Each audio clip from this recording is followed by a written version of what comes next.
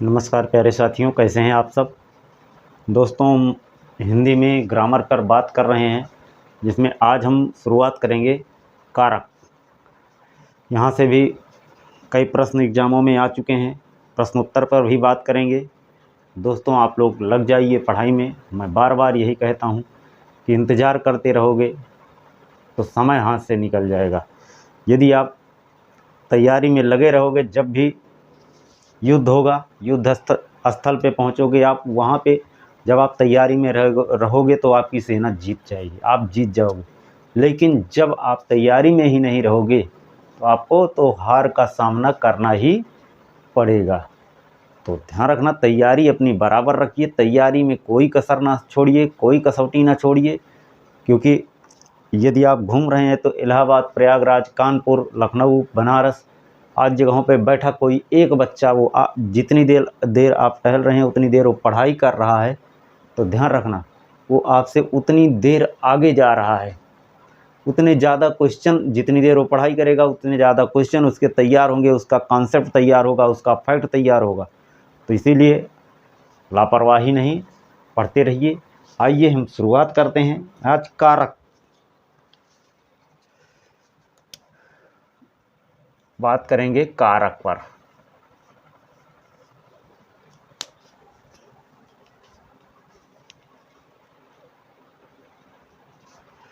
कारक कारक होते क्या हैं?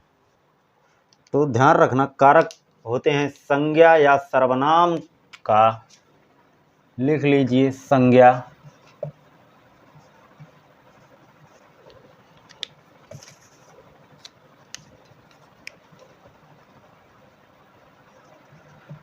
संज्ञा या सर्वनाम का वाक्य के अन्य पदों के साथ।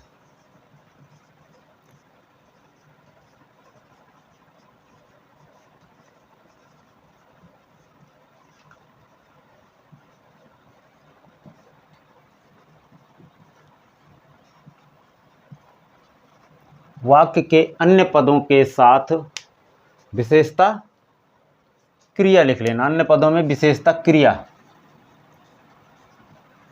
क्रिया के साथ जो संबंध होता है उसी को हम, जो संबंध होता है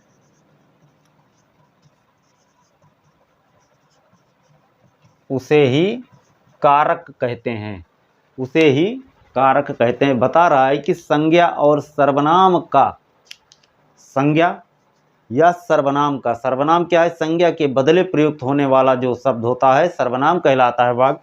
और संज्ञा किसे कहते हैं पिछले वीडियो में मैं बता चुका हूँ, संज्ञा भी बता चुका हूँ।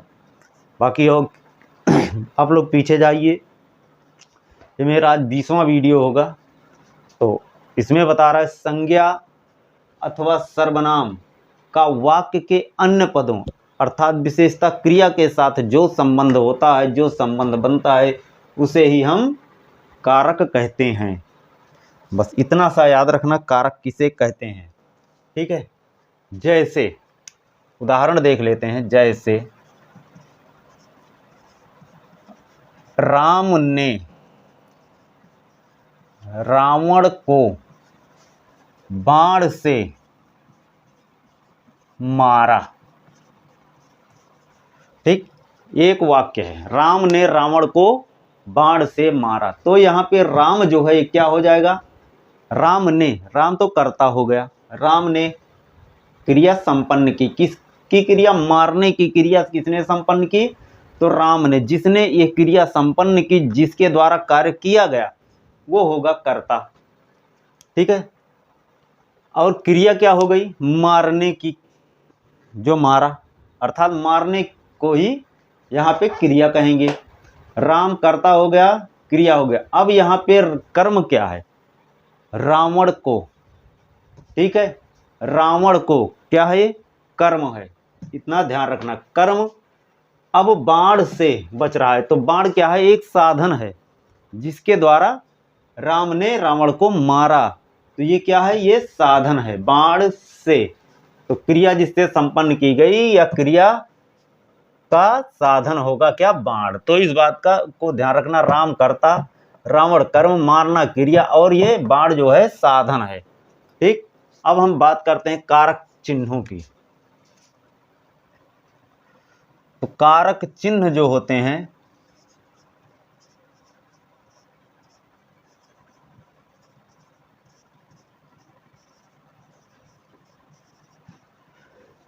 कारक और कारक चिन्ह, हिंदी में कारक की जो संख्या मानी गई है वो कितनी मानी गई है, तो इस बात को नोट कर लेना। हिंदी में कारक की संख्या 8 मानी गई है, जिसमें कर्ता ने कर्म को करण से, संप्रदान के अपादान से, संबंध का की के रारी रे, अधिकरण में पर, संबोधन हे, हो, अरे, अलास। ठीक है, तो ये 8 हमारे क्या हैं, तो आइए देख लेते हैं, एक बार नोट कर लेते हैं। कर्ता, कर्ता का कारक चिन्ह क्या होगा, ने होगा। ठीक, कर्म का, कर्म का क्या होगा, को होगा, कर्म को, करण, करण से, के द्वारा। ठीक, कर्ता ने कर्म को करण से, संप्रदान, संप्रदान का क्या होगा, के लिए, को या के लिए,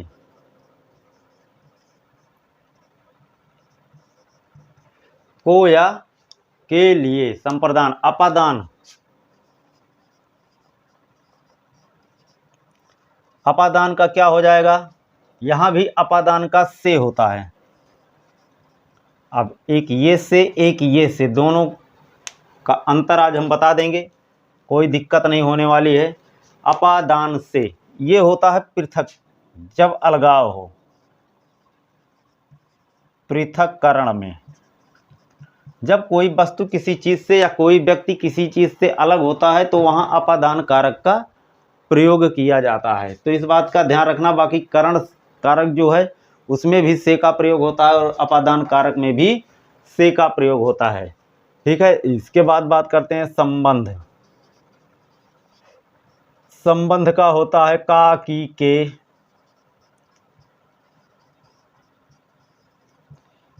रा, री, रे, ये तो होता है संबंध का। इसके बाद अधिकरण, अधिकरण, अधिकरण का जो कारक विभक्ति या कारक चिन्ह होगा वो में होगा या फिर पर होगा, में या पर। ठीक है, में या पर। इसके बाद ये कितने हो गए, 1 2 3 4 5 6 7, एक बच रहा है संबोधन। संबोधन, इसमें क्या होगा, हे, अलास का चिन्ह लगेगा, हो। ठीक है, अरे, अरे के ओ। तो इसमें नीचे वाला आ गया है या नहीं आया है, ठीक है, लास्ट भी है। तो ये तो हो गए कारक चिन्ह और कारक। ठीक, अब इस प्रकार याद कर लेना, कर्ता ने कर्म को करण से या के द्वारा, संप्रदान को या के लिए, अपादान से, संबंध का की के रे, रा, री, रे, अधिकरण में या पर, संबोधन हे, हो, अरे, ओ। ठीक है, तो ये कारक चिन्ह होते हैं। अब हम बात कर लेते हैं सबसे पहली चीज जहाँ पे सबसे ज़्यादा हम भूल करते हैं, किस किस में, अभी मैंने बताया करण और अपादान में। यहाँ पे अंतर बहुत थोड़ा सा है, लेकिन वाक्य में अंतर दिखाई नहीं देता। तो यदि पूछ लेता है में कारक कौन सा है, तो कोई करण लगा देगा, कोई अपादान लगा देगा। तो दोनों में अंतर देखते हैं क्या है। तो करण कारक किसे कहते हैं, सबसे पहली चीज मैं पहले से ही इसे नोट करके रखा हूं अपने दिमाग में। करण कारक, करण कारक में सबसे पहली चीज है क्या, करण क्रिया का साधन है।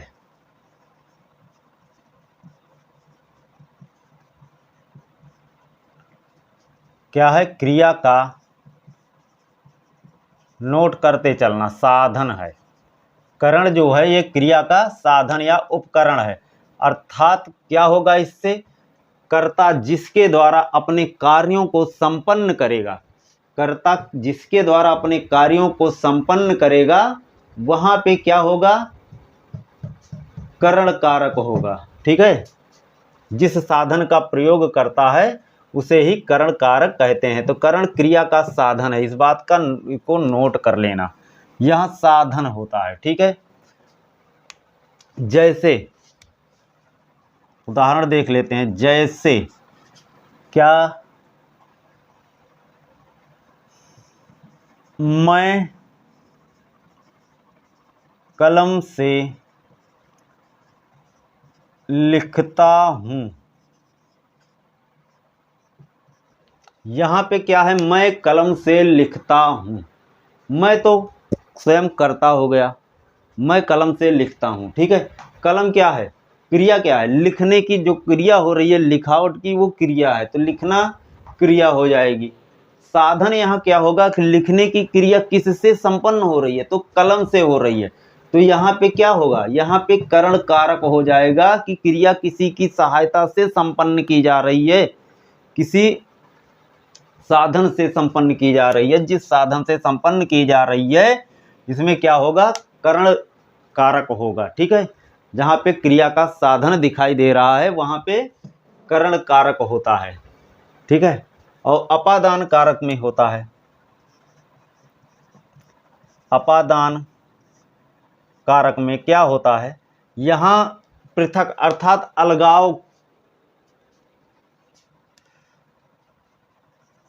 का भाव निहित होता है।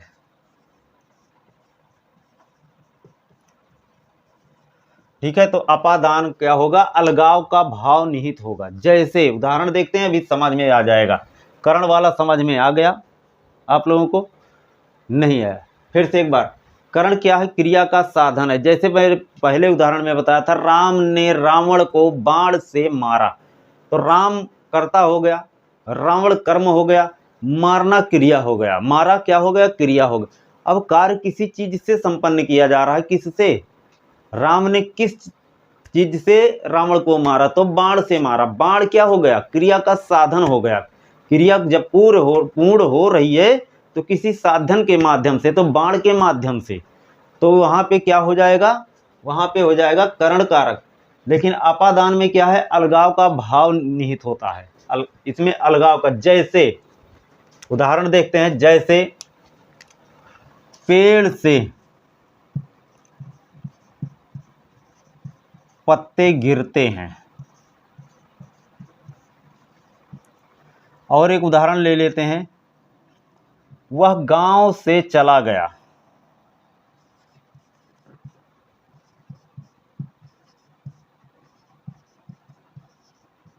चला गया या चला आया।